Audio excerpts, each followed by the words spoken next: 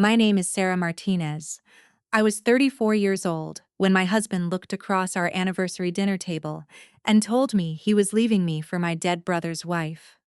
What he didn't know was that I had already been documenting his hidden assets for 3 months. 8 years earlier, I thought I was marrying my best friend.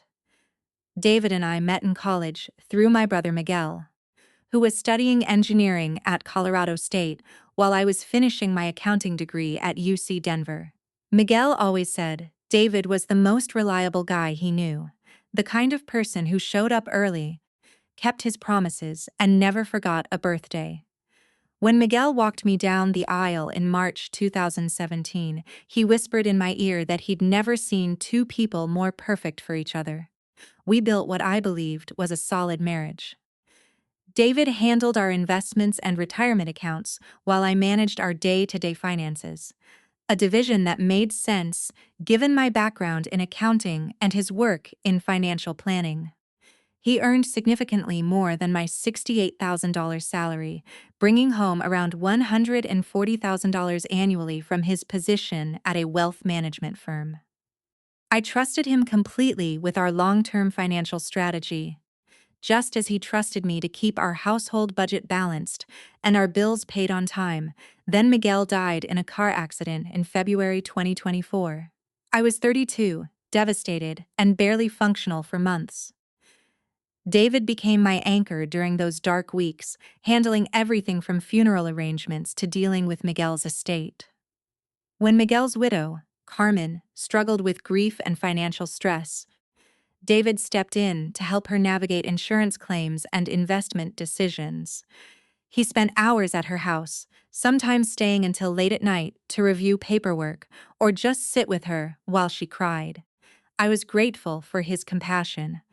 Carmen had been married to Miguel for only 3 years, and she was drowning in a sea of legal documents and financial decisions she'd never had to make alone. David's expertise was exactly what she needed, and his willingness to help felt like an extension of the love and support he'd always shown our family. By late 2024, David was spending 3 or 4 evenings a week at Carmen's house. He told me she was having panic attacks about money and needed constant reassurances about her financial decisions. He'd come home around 11 or midnight, explaining that Carmen had kept him talking about Miguel's life insurance payout or her mortgage options. I supported his dedication to helping her. After all, she was family, and Miguel would have wanted us to take care of her. But small things started feeling off. David began receiving text messages at odd hours that he'd quickly delete. He started keeping his phone face down during dinner, something he'd never done before. When I asked about Carmen's progress with her finances, his answers became vague. "She's getting there," he'd say, or "these things take time." He stopped sharing specific details about what they were working on together. I noticed other changes too. David opened a new credit card account in December 2024, claiming it was for a balance transfer to get better interest rates. He started talking about diversifying our investments into alternative assets that were harder to track than traditional stocks and bonds. When I asked to see the statements for our retirement accounts in January 2025, he said he'd moved everything to a new platform that was still getting organized and would show me once all the transfers were complete. The most unsettling change was how protective he became of his laptop and home office. David had always been open about his work, often asking for my input on client presentations or discussing market trends over dinner. But suddenly, he was closing his laptop whenever I entered the room and locking his office door when he worked from home. When I mentioned it, he said his firm had implemented new privacy policies about client information. Looking back, I can see how carefully he was positioning himself. He was already the one who handled our major financial decisions, our investment accounts, and our tax planning. Carmen trusted him completely with her finances, just as I did. He had access to both of our financial lives, and we were both too grateful and too trusting to question his methods. The night before our anniversary dinner, David worked late in his office with the door locked. I could hear him on phone calls, speaking in the low, careful tone he used with important clients. At one point, I heard him say, "The transfer should be complete by Friday, and then we can move forward with the next phase." I assumed he was talking about one of Carmen's investment decisions. I had no idea he was talking about moving our money where I couldn't find it. 3 weeks after our anniversary dinner, I started finding the evidence I needed. It began with a credit card statement that appeared in our mailbox addressed to David Martinez, except it wasn't for any account I knew we had. When I called the number on the statement, they confirmed David had opened the account in November 2024, just 2 months after Miguel's death. The balance was $23,000, and the recent charges were all from restaurants and hotels in downtown Denver. Expensive places, places David claimed he'd never been. I sat in my car outside our house for 20 minutes, staring at that statement. Every charge told a story I didn't want to believe. Intimate dinners for two, weekend hotel stays, jewelry purchases from stores I'd never heard of. That night, I started my own investigation. My accounting background taught me that money always leaves a trail, and I knew exactly where to look. I began by printing every bank statement, credit card bill, and investment summary I could access from our shared accounts. David handled our major investments, but I still had login access to our primary checking account and our joint credit cards. What I found made my hands shake. Over the past 6 months, David had been systematically moving money out of our joint accounts. Small amounts at first, $500 here, $800 there, transferred to what the statements labeled as external accounts. But by January 2025, the transfers had grown larger and more frequent. In February alone, he'd moved $12,000 out of our savings account. When I looked at our investment statements, I realized our retirement portfolio had decreased by nearly $40,000 since December 2024, supposedly due to market adjustments and rebalancing. The numbers didn't add up with David's claimed salary or our household expenses. We were supposedly living on a budget, cutting back on discretionary spending because of market volatility, yet somehow David was funding an expensive secret life. I started documenting everything, every suspicious transaction, every unexplained withdrawal, every new account statement that arrived in the mail. I created a spreadsheet tracking the money flows, noting dates and amounts. My accounting training kicked in as I built a forensic trail of David's financial deception. I photographed every document, saved every digital statement, and began building a case without David knowing I was watching. The breakthrough came when I found a second credit card statement, this one from a bank I'd never heard of. David had apparently opened multiple accounts, all in his name only, all funded by transfers from our joint assets. This statement showed charges I recognized: the expensive dinners, the hotel stays, but also something that made my blood run cold. A $3.200 charge to a jewelry store in downtown Denver, dated February 14th, Valentine's Day, the same day David told me he was working late and couldn't make our dinner reservation. I realized David wasn't just having an affair. He was systematically looting our marriage to fund it. Every romantic gesture for Carmen was paid for with money he was stealing from our shared future. But the most devastating discovery came when I accessed our main investment account online.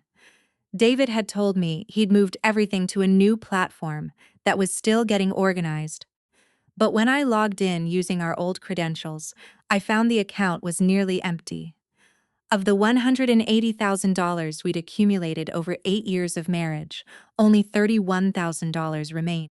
The rest had been transferred to accounts I'd never heard of, under investment strategies I'd never agreed to.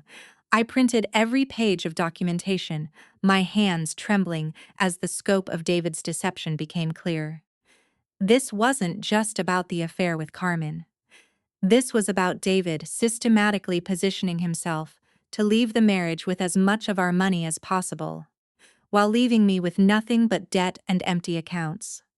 That evening, I sat in my home office with 3 boxes full of financial evidence spread across my desk. I knew I had enough evidence to confront him, but something told me to wait. If David was hiding this much money in accounts I'd discovered by accident, there had to be more I hadn't found yet. I needed to know the full scope of what he'd stolen before I made my move. More importantly, I needed to make sure he couldn't move any more money before I could stop him legally. The next morning, I called a divorce attorney, whose name I'd found in my research about hidden assets in high net worth divorces. When I explained what I'd discovered, she told me something that changed everything. David's financial deception wasn't just grounds for an unequal division of assets, it was potentially criminal fraud.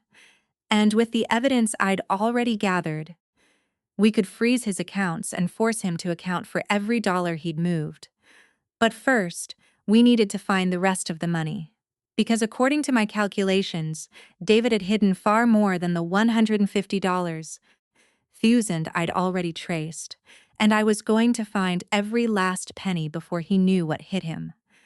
So after uncovering that David had moved $150,000 from their joint accounts to fund his affair with Carmen, do you think Sarah should have confronted him immediately or waited to gather more evidence? Comment your answer below. Now let me show you exactly how Sarah's patience and strategic thinking paid off when she discovered the full scope of David's financial deception. I called my attorney the next morning with a list of questions that had kept me awake all night. During our 2-hour meeting, she explained something that made my blood run cold. Forensic accountants look for inconsistencies, unusual transactions, and patterns that might indicate hidden assets by analyzing bank statements, tax returns, business records, and any other financial documentation available. But what I discovered so far was likely just the tip of the iceberg. She recommended hiring a forensic accountant immediately.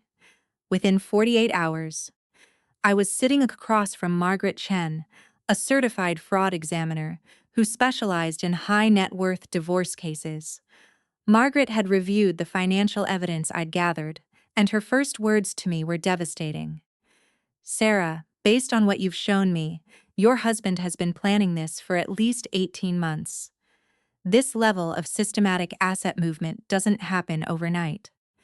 Margaret explained that sophisticated schemes to conceal wealth from division include transferring funds to offshore accounts, undervaluing businesses, creating shell companies, purchasing assets in others' names, or simply failing to disclose holdings. David's pattern of behavior suggested he was using multiple strategies simultaneously. Over the next 3 weeks, Margaret and I conducted what she called a financial autopsy of my marriage. We started by examining every bank statement from the past 2 years, looking for patterns I'd never noticed. What we found was methodical and chilling. David had been making small, seemingly innocent transfers every month since September 2024. Right after Miguel's death, when I was too grief-stricken to pay attention to our finances, the transfers followed a careful pattern.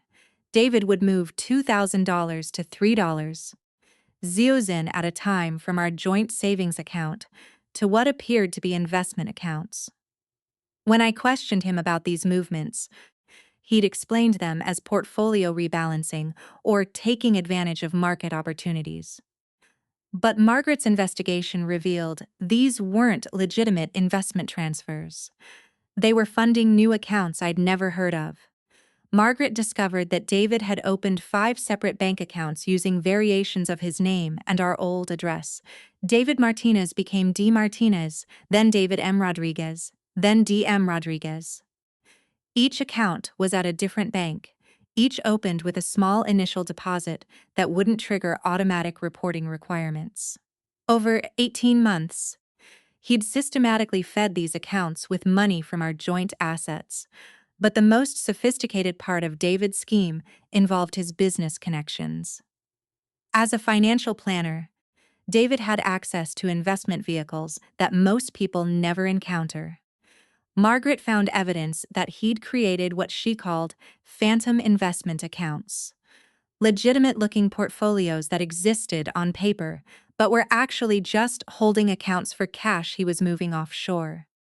The breakthrough came when Margaret traced a $15,000 transfer that David had labeled as emergency investment rebalancing in December 2024.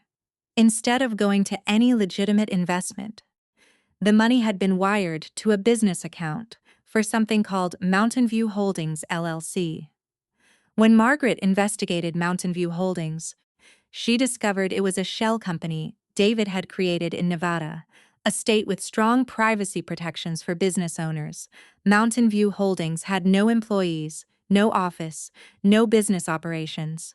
It existed solely to receive and hold money that David was hiding from our marriage. Through this single shell company, Margaret traced over $85,000 that had been moved out of our joint accounts over the past year. But Mountain View Holdings was just one of 3 shell companies David had created. The second company, Summit Financial Services LLC, was registered in Delaware and had received $47. Those in transfers disguised as consulting fees that David claimed were business expenses. The third, Peak Investment Group LLC, was registered in Wyoming and held another $63. Zone in what David had reported as alternative investment diversification. Margaret's analysis revealed that David had hidden a total of $278 in assets, money that should have been considered part of our marital estate. This wasn't just the $150,000 I'd initially discovered. David had been systematically looting our marriage for over a year, moving money into accounts and companies designed specifically to keep it away from me in a divorce. But Margaret found something even more damaging. Evidence that David had been coordinating this financial deception with Carmen. Bank records showed that Carmen had received $23 in financial consulting fees from one of David's shell companies. Payments that coincided exactly with the dates. David claimed to be helping her with Miguel's estate planning. The pattern was clear. David wasn't just having an affair with Carmen. They were working together to steal money from both of our marriages. Carmen was helping David hide assets while he helped her access Miguel's life insurance money and investment accounts. They were using my brother's death and my grief as cover for a financial conspiracy that had been going on for months. Margaret presented me with a 47-page forensic report that documented every hidden account, every shell company, every fraudulent transfer. The evidence was overwhelming and meticulously documented. David had committed what Margaret called financial fraud on a massive scale, and the evidence would be devastating in divorce court. But Margaret warned me about something crucial. Evidence can disappear quickly once a spouse realizes their tactics have been discovered. If David suspected that I'd uncovered his financial deception, he might try to move the hidden money again, potentially offshore, where it would be much harder to recover. We needed to move fast. Margaret recommended that my attorney file for immediate asset freezing orders before David realized how much I'd discovered. We had one advantage. David still believed I was the grieving, trusting wife who left all the financial decisions to him. He had no idea that his careful 18-month plan was about to collapse in spectacular fashion. The next phase would require perfect timing and absolute secrecy. Because while David thought he was preparing to leave me with nothing, I was actually preparing to take him for everything he'd stolen and everything he'd tried to hide. On Tuesday, May 12, 2026, I filed for divorce. But what David didn't know was that my forensic accountant and I had spent the previous week preparing something far more devastating than a simple divorce petition. We'd filed for immediate asset preservation orders, requesting that the court freeze all accounts connected to David's shell companies and require him to provide a complete financial disclosure under penalty of perjury. The papers were served to David at his office at 2:47 p.m. while he was in a client meeting. According to my attorney, the process server said David's face went completely white when he read the first page. The filing didn't just request a divorce, it specifically named Mountain View Holdings LLC, Summit Financial Services LLC, and Peak Investment Group LLC as entities created to conceal marital assets. We'd attached the forensic report as evidence. 47 pages documenting every transfer, every shell company, every dollar. David called me that evening, and for the first time in months, I heard genuine panic in his voice. "Sarah, what is this about? These papers are claiming I hid money, but you know I've always been transparent about our finances." His voice had that careful, measured tone he used when he was trying to control a situation, but underneath it, I could hear him falling apart. I let him talk for 3 minutes. Listening to him try to explain away the evidence as misunderstandings and complex investment strategies that I wouldn't understand without the proper context. Finally, I interrupted him with 6 words that made him go completely silent. "I know about Carmen, David. Everything." The silence on the phone lasted nearly 30 seconds. When he finally spoke, his voice was barely a whisper. "How long have you known?" "Long enough to document every dollar you stole," I told him. "Long enough to find every account you opened. Long enough to prove that you've been planning this for 18 months. That's when David realized the scope of what I'd discovered. He'd been so careful, so methodical, so confident that I was too grief-stricken and trusting to notice his financial maneuvering. But I'd been investigating for months, tracking the sudden shifts in his behavior, the new credit card accounts, the locked office door, the vague explanations about alternative assets and platform transfers. David tried to minimize the damage. "Look, Sarah, I know how this looks, but we can work this out between us. We don't need to involve lawyers and accountants. I can explain everything if you'll just give me a chance." But I'd learned something crucial during my investigation. David's reaction to the forensic evidence wasn't surprise. It was panic about getting caught. He wasn't denying the hidden accounts. He was trying to control how much I'd discovered. The court hearing for the asset preservation orders was scheduled for Friday, May 15th. David hired an expensive attorney who tried to argue that the forensic evidence was speculative and that the shell companies were legitimate business ventures that had nothing to do with our marital assets. But my accountant had done her homework too well. When the judge asked my forensic accountant to explain her findings, she calmly walked through the evidence with surgical precision.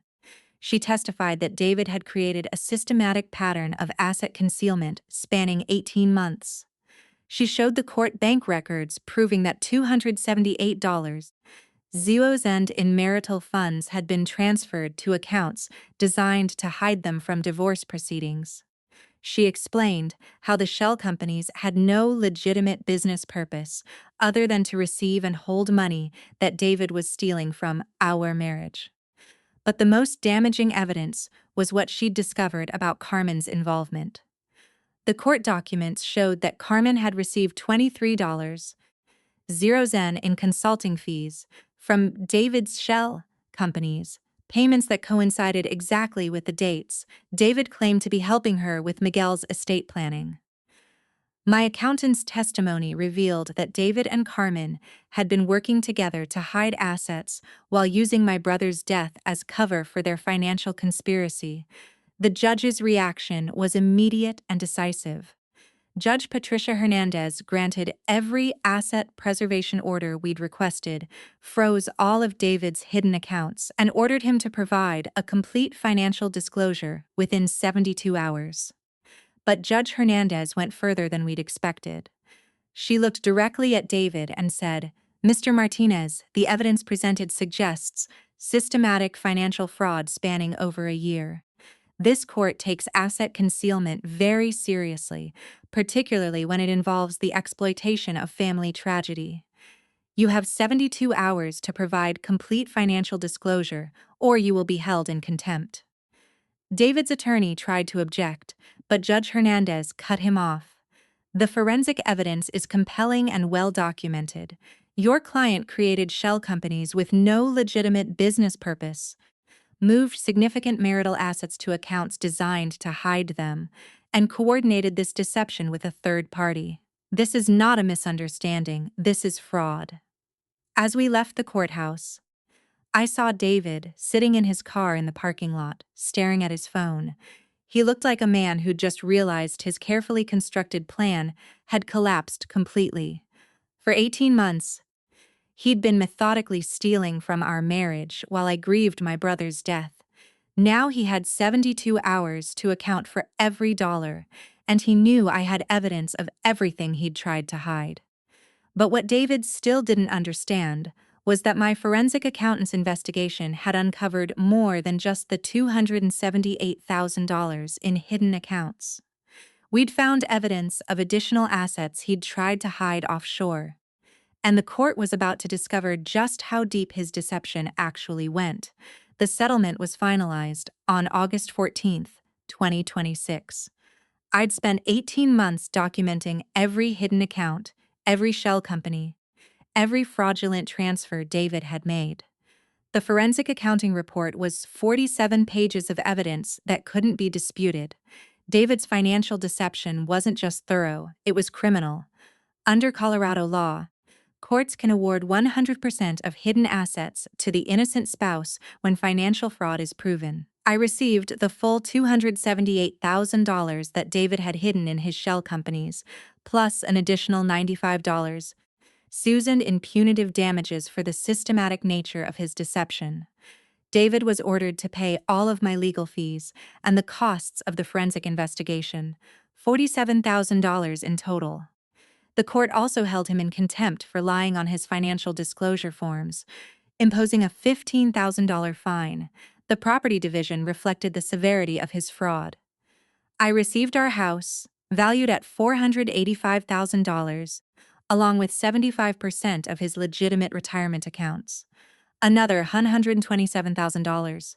David walked away with his car, $31,000 from our depleted joint savings, and a court order to pay the legal fees he now owed. The case was referred to the district attorney's office for potential criminal charges. David's systematic deception over 18 months met the threshold for fraud and perjury prosecution. Today, 18 months after that anniversary dinner, I own my home outright and have $402,000 in retirement and investment accounts. I work for a forensic accounting firm that hired me specifically because of my experience uncovering financial fraud. The skills I developed investigating David's deception became the foundation of a career that now pays me $89,000 annually, more than I'd ever earned before. The most important lesson I learned wasn't about money or legal strategy, it was about trusting my instincts. When David started locking his office door, when his explanations became vague, when small details stopped adding up, my gut told me something was wrong. For months, I ignored those feelings because I wanted to believe the man I'd married was still the person Miguel had trusted. But grief and trust don't excuse willful blindness. David's affair with Carmen was devastating, but his systematic theft of our marital assets was the real betrayal.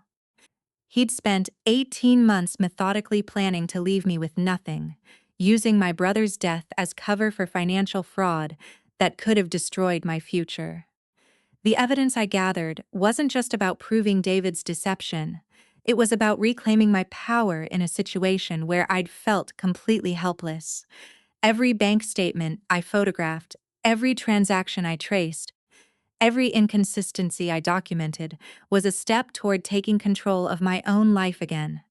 If you're reading this and recognizing patterns in your own marriage, unexplained financial changes, locked accounts, vague explanations about money movements, don't wait for more evidence. Trust your instincts, document everything you can access, and get professional help immediately. Financial deception in marriage isn't just about hidden money. It's about someone systematically planning to steal your future while you're still trusting them with your present. David thought he was playing a sophisticated game, moving money through shell companies while I grieved my brother's death. What he didn't understand was that his financial fraud left a paper trail. Every transfer he made, every account he opened, every lie he told under oath became evidence that ultimately cost him everything he'd tried to steal, and more. The anniversary dinner where David told me he was leaving me for Carmen was supposed to be the moment he revealed his master plan. Instead, it was the moment I stopped being a victim and started being a strategist. And in the end, that made all the difference. Subscribe for more stories of strategic justice. Watch next to see how family betrayal unravels in court.